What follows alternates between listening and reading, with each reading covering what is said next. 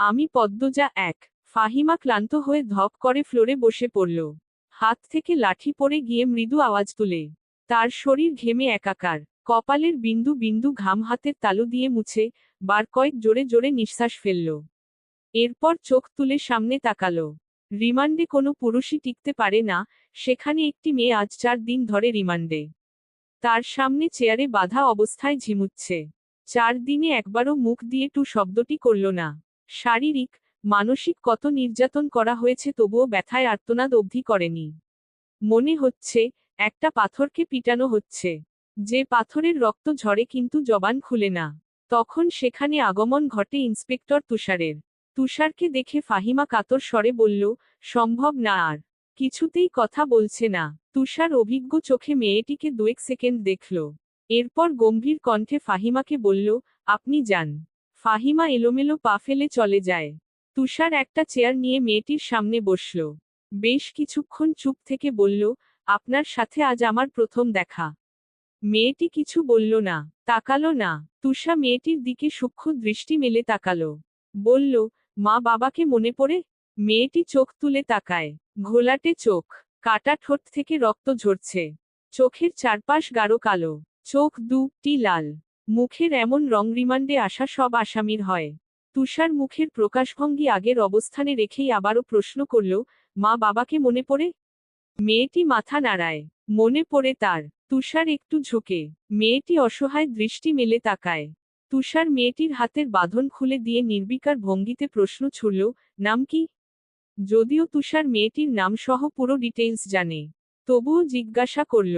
তার মনে হচ্ছে মেয়েটি কথা বলবে। সত্যি তাই হলো। মেয়েটি ভারাক্রান্ত কণ্ঠে নিজের নাম উচ্চারণ করল। পদ্ম, আমি পদ্মজা। পদ্মজা হেলে পড়ে তুষারের উপর। তুষার দ্রুত ধরে ফেলল। উঁচু কণ্ঠে ফাহিমাকে ডাকল, মিস ফাহিমা, দ্রুত এদিকে আসুন। ফাহিমা সহ আরো দুজন দ্রুত পায়ে ছুটে আসে। 1989 সাল। সকাল সকাল রশিদ ঘটকের আগমনে হেমলতা ভীষণ বিরক্ত হন। তিনি বারবার পৈপি করে বলেছেন, পদ্মর বিয়ে আমি এখনই দেব না। পদ্মকে অনেক পোড়াবো। তবুও রশিদউদ্দিন প্রতি সপ্তাহে সপ্তাহে এক এক পাত্রের খোঁজ নিয়ে আসবেন। মেয়ের বয়স আর কতই হলো? মাত্র 16। শামসুল আলমের মেয়ের বিয়ে হয়েছে 24 বছর বয়সে। পদ্মর বিয়েও তখনই হবে, পদ্মর পছন্দ মতো। হেমলতা রশিদকে দেখেও না দেখার ভান ধরলেন। রশিদ এক দলা থুথু ফেললেন উঠানে। এরপর হেমলতার উদ্দেশ্যে বললেন, বুঝছো পদ্মর মা, এইবার যে পাত্র আনছি, এক্কেরে খাঁটি হীরা। হেমলতা বিরক্তভরা কণ্ঠে জবাব দিলেন, আমি আমার মেয়ের জন্য পাত্র চাইনি। তবুও বারবার কেন আসেন আপনি? যুবতী মাইয়া ঘরে রাহন ভালা না। মেয়েটা তো আমার, আমাকেই বুঝতে দেন না। হেমলতার কণ্ঠে বিরক্তি ঝরে পড়ছে। রশিদ অনেক চেষ্টা করেও সুবিধা করতে পারলেন না। ব্যর্থ থমথমে মুখ নিয়ে সড়কে পা রাখেন। প্রতিদিনই কোনো না কোনো পাত্রপক্ষ এসে হাতে টাকা গুজে দিয়ে বলবে, মোর্শেদের বড় ছেড়িডারে চাই। রশিদ নিজে নিজে বিড়বিড় করে আওড়ান, গেরামে কি আর ছেড়ি নাই? একটা ছেড়িরেই কেন সবার চোখে পড়তে হইব? চাইলেই কি সব পাউন যায়? পূর্ণা স্কুল জামা পরে পদ্মজাকে ডাকল, আপা, এই আপা, স্কুলে যাবি না? আপা রে। পদ্মজা পিটপিট করে চোখ খুলে কোনোমতে বলল, না। পরপরই চোখ বুজে ঘুমে তলিয়ে গেল। পূর্ণা নিরাশ হয়ে মায়ের রুমে আসে। আম্মা, আপা কি স্কুলে যাইব না? হেমলতা বিছানা ঝাড়া রেখে পূর্ণার দিকে কড়া চোখে তাকান। রাগী স্বরে বললেন, যাইব কি? যাবে বলবি। পূর্ণা মাথা নত করে ফেলল। হেমলতার করা আদেশ, মেয়েদের পড়াশোনা করাচ্ছি অশুদ্ধ ভাষায় কথা বলার জন্য নয়। শুদ্ধ ভাষায় কথা বলতে হবে। পূর্ণাকে মাথা নত করতে দেখে হেমলতা তৃপ্তি পান। তার মেয়েগুলো মান্যতা চিনে খুবই অনুগত। তিনি বিছানা ঝাড়তে ঝাড়তে বললেন, পদ্মর শরীর ভালো না। সারারাত পেটে ব্যথায় কাঁদছে। থাকুক, ঘুমাক। পূর্ণার কিশোরী মন বুঝে যায়, পদ্মজা কিসের ব্যথায় কেঁদেছিল। সে রাতে নানাবাড়ি ছিল বলে জানত না। ভোরেই চলে এসেছে। নানাবাড়ি হেঁটে যেতে 5 মিনিট লাগে। পূর্ণাকে চুপচাপ দাঁড়িয়ে থাকতে দেখে হেমলতা বললেন, তুই যা। মাথা নিচু করে যাবি, মাথা নিচু করে আসবি। আচ্ছা, আম্মা। পূর্ণা রুমে এসে আয়নার সামনে দাঁড়ালো। নিজেকে খুঁটিয়ে খুঁটিয়ে দেখল। এরপর গত মাসে মেলা থেকে আনা লাল লিপস্টিক গাঢ় করে ঠোঁটে মাখে। 14 বছরের পূর্ণার ইদানিং খুব সাজতে ইচ্ছে করে। হেমলতা সেজেগুজে স্কুলে যাওয়া পছন্দ করেন না বলে পূর্ণা আগে লিপস্টিক মাখেনি। টিন দেয়ালের কাঠের ঘড়ির কাঁটায় সকাল 10টা বাজল মাত্র। এখনো পদ্মজা উঠল না। হেমলতা মেয়েদের রুমে ঢুকেন। পদ্মজা হাত ভাঁজ করে ঘুমাচ্ছে। জানালার পর্দা ভেদ করে আসা আলতো পেলব রোদ্দুরের স্পর্শে পদ্মজার মসৃণ পাতলা ঠোঁট, ফর্সা ত্বক চিকচিক করছে। হেমলতা বিসমিল্লাহ বলে 3বার ফু দেন মেয়ের শরীরে। গুরুজনরা বলেন, মায়ের নজর লাগে বেশি।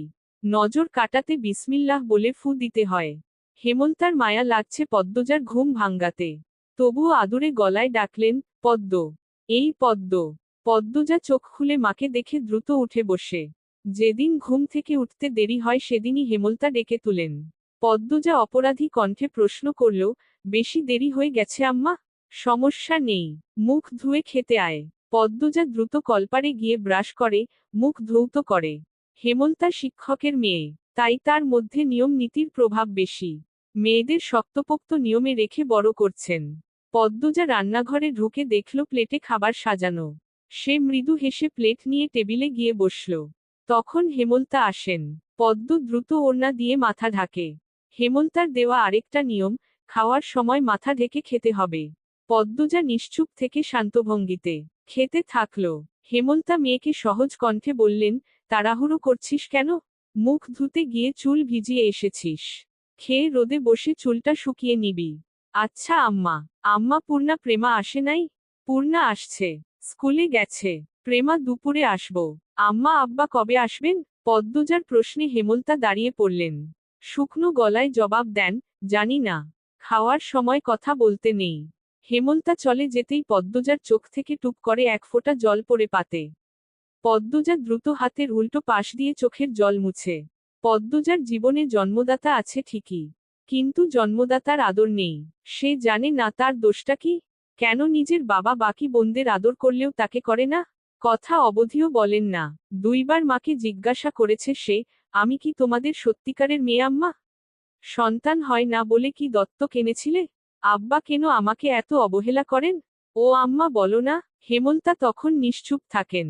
অনেকক্ষণ পর বলেন, তুই আমার গর্ভের সন্তান। আর তোর বাবারই মেয়ে। এখন যা, পড়তে বসো। অনেক পড়তে হবে তোর। ব্যাস এইটুকুই। এর বেশি কিছু বলেন না হেমলতা। পদ্মজার কেন জানি মনে হয়, একদিন হেমলতা নিজ থেকে খুব গোপন কোনো কথা বলবেন। তবে সেটা যেন সহ্য করার মতো হয়। এই দোয়াই সারাক্ষণ করে সে। এত কি ভাবছিস? তাড়াতাড়ি খেয়ে উঠো। হেমলতার কথায় পদ্মজার ভাবনার সুতো ছিঁড়ল। দ্রুত খেয়ে উঠে। আজ আমের আচার বানানোর কথা ছিল। সন্ধ্যা কাটতেই বিদ্যুৎ চলে গেল। কয়েক মাস হলো গ্রামে বিদ্যুৎ এসেছে। 8 গ্রাম মিলিয়ে অলন্দপুর। তাদের গ্রামের নাম আটপাড়া। প্রতিদিন নিয়ম করে সন্ধ্যারাত থেকে 3 ঘন্টা গ্রাম অন্ধকারে তলিয়ে থাকে। আর সারাদিন তো বিদ্যুতের নামগন্ধও থাকে না। বিদ্যুৎ দিয়ে লাভটা কি হলো? পদ্মজা, পূর্ণা, প্রেমা 3 বোন একসাথে পড়তে বসেছিল। বাড়ি অন্ধকার হতেই 9 বছরের প্রেমা খামচে ধরে পদ্মজার ওড়না। পদ্মজা মৃদু স্বরে ডাকল, আম্মা, আম্মা, আয়, টর্চ নিয়ে যা। হেমলতার আহ্বানে পদ্মজা উঠে দাঁড়ালো। প্রেমা অন্ধকার খুব ভয় পায়। পদ্মজার ওড়না ছেড়ে পূর্ণার হাত চেপে ধরে। টর্চ নিয়ে রুমে ঢোকার মুহূর্তে পদ্মজা গেট খোলার আওয়াজ পেল। উকি দিয়ে হানিফকে দেখে সে দ্রুত রুমে ঢুকে পড়ল। হানিফ পদ্মজার সৎ মামা। বুবু বাড়ি আন্ধার কেন? বাত্তি টাত্তি জ্বালাও। হানিফের কণ্ঠ। হানিফ আসছিস? হেমলতা রুম থেকে বেরিয়ে বলেন। হাতে হারিকেন। হানিফ সবকটি দাঁত বের করে হাসল। বলল, হ, আমি। আয়, ভেতরে আয়। হানিফ বারান্দা পেরিয়ে বড় ঘরে ঢুকে বলল, তোমার ছেড়িগুলান কইতে? আছে রুমেই, পড়ছে। এই আন্ধারেও পড়ে। হেমলতা কিছু বললেন না। হানিফ এই বাড়িতে আসলে কেন জানি খুব অস্বস্তি হয়। অকারণেই। ওদের খাওয়ার সময় হয়েছে। তুইও খেয়ে নে। এইখানেই খামু, না তোমার সরাইখানাত যাইতে হইব? কথাটায় রসিকতা ছিল। গ্রামে থেকেও হেমলতা খাওয়ার জন্য আলাদা রুম নির্বাচন করেছেন, সেটা হানিফের কাছে রসিকতাই বটে। হেমলতা প্রশ্নের জবাব সোজাসাপটা না দিয়ে বললেন, খেতে চাইলে খেতে আয়। পদ্মজা কিছুতেই খেতে আসল না। কেমন জড়সড় হয়ে আছে। মনে হচ্ছে, হানিফকে ভয় পাচ্ছে বা অবহেলা করছে। হানিফ 6 বছর সৌদিতে ছিল। 3 মাস হলো দেশে ফিরেছে। 3 মাসে যতবার হানিফ এই বাড়িতে পা রেখেছে ততবারই পদ্মজা অজুহাত দিয়ে দূরে দূরে থেকেছে। হেমন্তার বিচক্ষণ মস্তিষ্ক মুহূর্তে ভেবে নিল অনেক কিছু। তাই জোর করলেন না, আজই এই লুকোচুরির ফয়সালা হবে। হানিফ পদ্মজাকে দেখার জন্য অনেক ছলচাতুরি করল, কিছুতেই সুযোগ পেল না। বিদ্যুৎ আসার ঘণ্টাখানেক পর হানিফ চলে যায়। পূর্ণা, প্রেমা রুমে ঢুকতেই পদ্মজা ঝাঁপিয়ে পড়ে রুদ্ধশ্বাস কণ্ঠে বলল, কতবার না করেছি লোকটার পাশে বেশিক্ষণ না থাকতে। তোরা কেন শুনিস না আমার কথা? পূর্ণা ও প্রেমা বিস্ময় হতবিহ্বল। পদ্মজা কখনো তাদের এমন নিষেধ দেয়নি, তাহলে এখন কেন এমন বলছে? হেমন্তা রুমে ঢুকতেই পদ্মজা চুপসে গেল। পদ্ম, আমার রুমে আয়। মায়ের এমন কঠিন কণ্ঠ শুনে পদ্মজার কলিজা শুকিয়ে আসে। হেমন্তা নিজের ঘরে চলে যান। হেমন্তা মেয়ের দিকে তীক্ষ্ণ দৃষ্টিতে তাকিয়ে আছেন। পদ্মজা নতজানু হয়ে কাঁপছে। সুন্দরীরা ভীতু আর বোকা হয় তার দৃষ্টান্ত প্রমাণ পদ্মজা। হেমন্তার খুব মায়া হয় পদ্মজার সাথে উঁচুকণ্ঠে কথা বলতে। পদ্মজা রূপসী বলেই হয়তো গোপনে আবেগ লুকিয়ে তিনি বজ্রকণ্ঠে প্রশ্ন করলেন, কি লুকোচ্ছিস? হানিফের সামনে কেন যেতে চাস না? সে কি করেছে? পদ্মজা ফোপাতে থাকে। হেমন্তা সেকেন্ড কয়েক সময় নিয়ে নিজেকে সামলান। কণ্ঠ নরম করে বললেন, হানিফ ধরিবাজ লোক। সৎ ভাই বলে বলছি না। আমি জানি তার ব্যাপারে যে কোনো কথা আমার বিশ্বাস হবে। তুই বল কি লুকোচ্ছিস? মায়ের আদুরে কণ্ঠে পদ্মজা আচমকা বাঁধভাঙ্গা নদীর মতো হু হু করে কেঁদে উঠল। আমি পদ্মজা 2। বাড়িটা মোল্ল বাড়ি নামে পরিচিত। পদ্মজার দাদার নাম ছিল মিয়াফর মোল্ল। তিনি গ্রামের একজন সম্মানিত লোক ছিলেন। 6 কাঠা জমির উপর টিনের বিশাল বড় বাড়ি বানিয়েছিলেন 4 ছেলের জন্য। 2 ছেলে 16 বছর আগে 1971 সালের যুদ্ধে নিহত হয়েছে। দুজনই টগবগে যুবক ছিল, আর একজন 8 বছর বয়সে কলেরা রোগে গত হল। বাকি রইল মোর্শেদ মোল্ল। বর্তমানে এই বাড়ি মোর্শেদের অধীনে, যদিও তিনি থাকেন না সব সময়। পুরো বাড়ির চারপাশ জুড়ে গাছগাছালি, বাড়ির পিছনে নদী। রাত 9টা বাজলেই পরিবেশ নিশুতি রাতের রূপ ধারণ করে। রাতের এই নির্জন প্রান্তর ঝিঝি পোকার ডাকে ছেয়ে গেছে। ঝিঝি পোকার সাথে পদ্মজার ভাঙ্গা কান্না মিলেমিশে ভৌতিক পরিবেশ সৃষ্টি করেছে। মনে হচ্ছে কোনো আত্মা তার ইহজীবনের না পাওয়া কোনো বস্তুর শোকে এমন মরা সুর ধরেছে। হেমন্তা পদ্মজাকে টেনে পাশে বসান। পদ্মজা ডান হাতের উল্টো পাশ দিয়ে চোখের জল মুছে হেমন্তাকে বলল, মামা সৌদিতে যাওয়ার আগের দিন আমাদের সবার দাওয়াত ছিল না নানাবাড়ি? খালামণি, ভাই বোনেরা এসেছিল। সেদিন ঢাকা থেকে যাত্রার লোক আসছিল স্কুলে, মনে আছে আম্মা? আছে। উঠোনে ধপ করে একটা আওয়াজ হয়। হেমন্তা, পদ্মজা কেঁপে উঠল। পূর্ণা, প্রেমা দরজায় কান পেতে রেখেছিল মা বোনের কথা শুনতে। হুট করে কিছু পড়ে যাওয়ার আওয়াজ হওয়াতে দুজন ভয় পেয়ে যায়। দরজা ঠেলে হুড়মুড়িয়ে রুমে ঢুকে পড়ে। হেমন্তা বড় মেয়ের সাথে গোপন বৈঠক ভেঙে দ্রুত পায়ে বারান্দায় এসে দাঁড়ান। উঠানে বিদ্যুৎ নেই। হারিকেন জ্বালান। পিছনে 3 মেয়ে এসে দাঁড়িয়েছে। একজন মায়ের 3 মেয়ে নিয়ে একা এত বড় বাড়িতে বাস করাও যুদ্ধ বটে। হেমন্তা গলা উঁচিয়ে প্রশ্ন করলেন, কে? কে ওখানে? আমি। চির পরিচিত এই কণ্ঠ চিনতে হেমন্তার বিড়ম্বনা হল না। তিনি ব্যস্ত পায়ে উঠোনে নেমে আসেন। গেইটের পাশে মোর্শেদ মোল্ল পড়ে রয়েছেন। গায়ে চাদর, হাঁপড়ের মতো বুক উঠা নামা করছে তার, যেন দম ফুরিয়ে যাচ্ছে। হেমন্তা হাতে মোর্শেদকে আঁকড়ে ধরলেন। পদ্মজা, পূর্ণা দৌড়ে আসে। মোর্শেদের এমফাইসিমা রোগ আছে। এ রোগে অল্প চলাফেরাতেই শ্বাসটানের উপক্রম হয় এবং দম ফুরিয়ে যায়। শ্বাস নেবার সময় গলার শিরা ভরে যায়। 3 মা মেয়ে মোর্শেদকে ধরে রুমে নিয়ে আসে। মোর্শেদ এভাবেই হুটহাট করে বাড়ি ফেরে। কখনো কাকডাকা ভোরে, কখনো নিশুতি রাতে, বা কখনো কাঠফাটা রোদে। মোর্শেদ মরলেই এমফাইসিমা রোগটা ধরা পড়ে 7 বছর আগে। মোর্শেদের অ্যাজমা ছিল, আবার ধূমপানে খুবই আসক্ত ছিলেন। ফলে ফুসফুসের এই রোগটি খুব দ্রুত আক্রমণ করে বসে। মোর্শেদ খানিকটা সুস্থ হয়ে রাত 1টার দিকে ঘুমালেন। পূর্ণা প্রেমা রুমে গিয়ে শুয়ে পড়েছে। পদ্মজা বারান্দার রুমে ঝিম মেরে বসে আছেন। জানালার বাইরে চোখের দৃষ্টি। জ্যোৎস্না গলে গলে পড়ছে। কি সুন্দর দৃশ্য। পদ্মজার মন বলছে, মা আসবে তার খোঁজে। পুরোটা ঘটনা শুনতে আসবেই। সত্যি তাই হলো। কিছুক্ষণ পরই হেমন্তা আসলেন। আম্মা, বাতিটা নিভিয়ে দাও, বলল পদ্মজা, কণ্ঠ খাদে নামানো। হেমন্তা বাতি নিভিয়ে পদ্মজার পাশে বসেন। পদ্মজা তৈরি ছিল তবুও অপ্রস্তুত হয়ে পড়ে। খুব অস্বস্তি হচ্ছে। সে গোপনে দীর্ঘশ্বাস ছাড়ল। পদ্মজা তখন চতুর্থ শ্রেণীর ছাত্রী। বয়স 10 ছিল।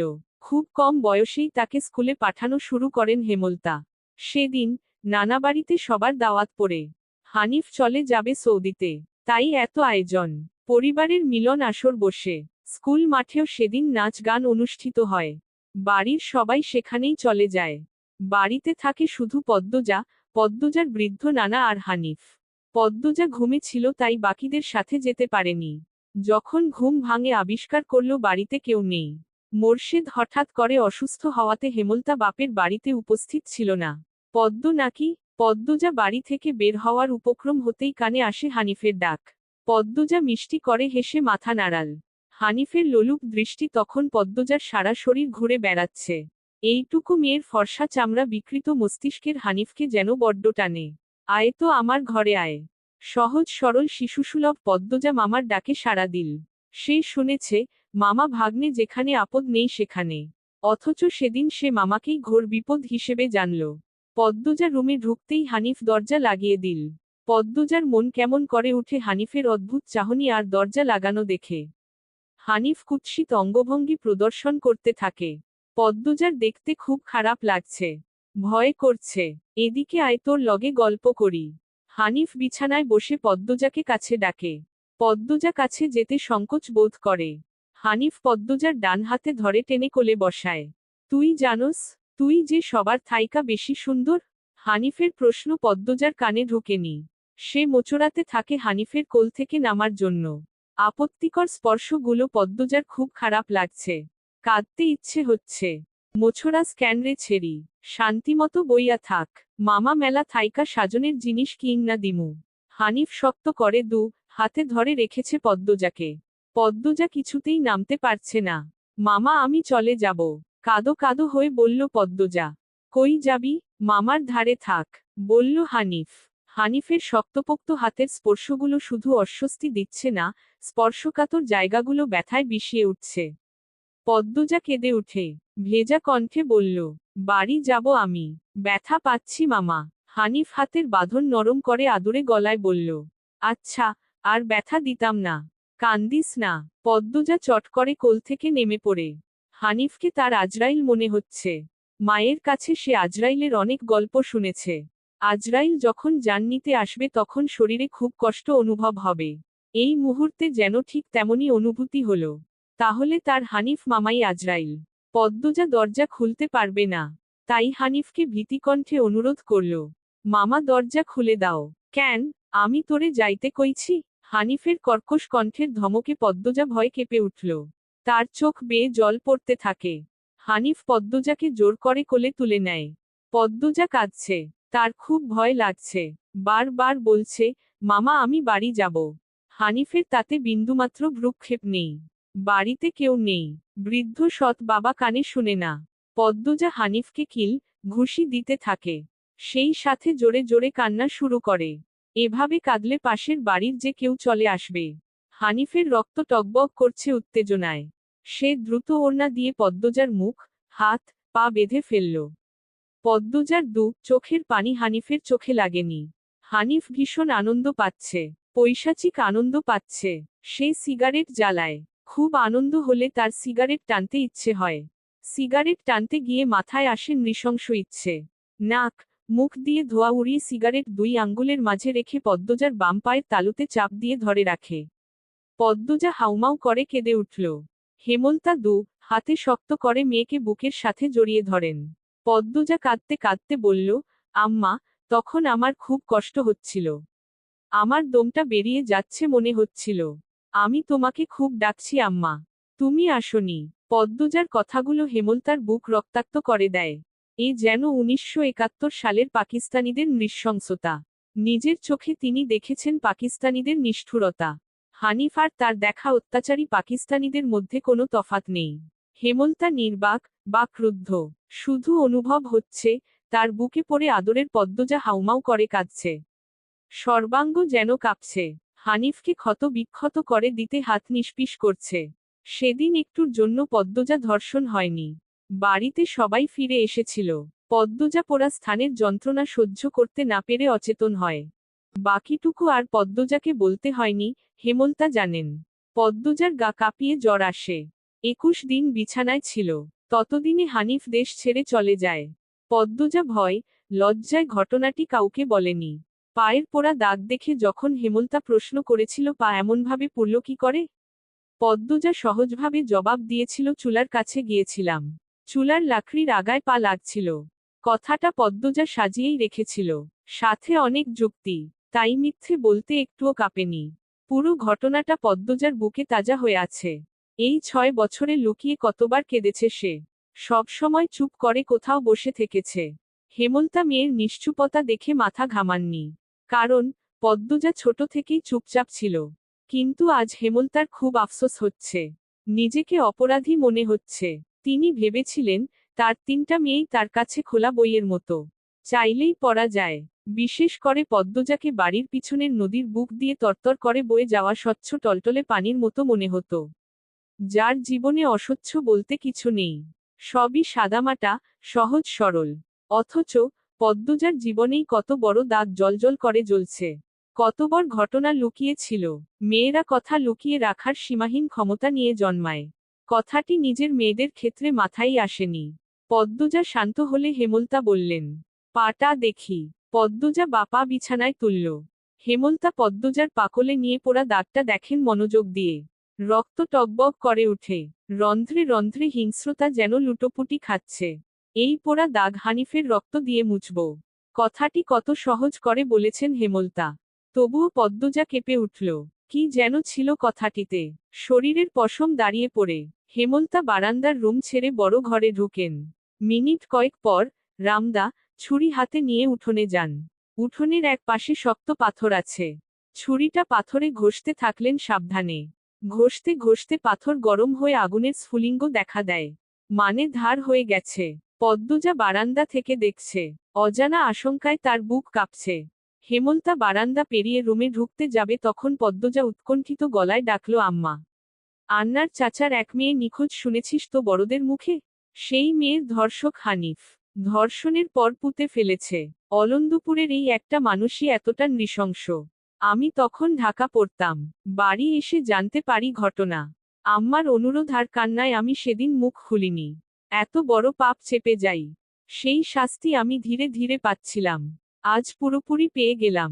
আমার পাপের শাস্তি শেষ হয়েছে। হেমলতা কথা শেষ করে জায়গা ত্যাগ করলেন। কি ধারালো প্রতিটি বাক্য। হেমলতার মুখ দিয়ে যেন আগুনের স্ফুলিঙ্গ বের হচ্ছে। পদ্মজার মস্তিষ্ক শূন্য হয়ে পড়ে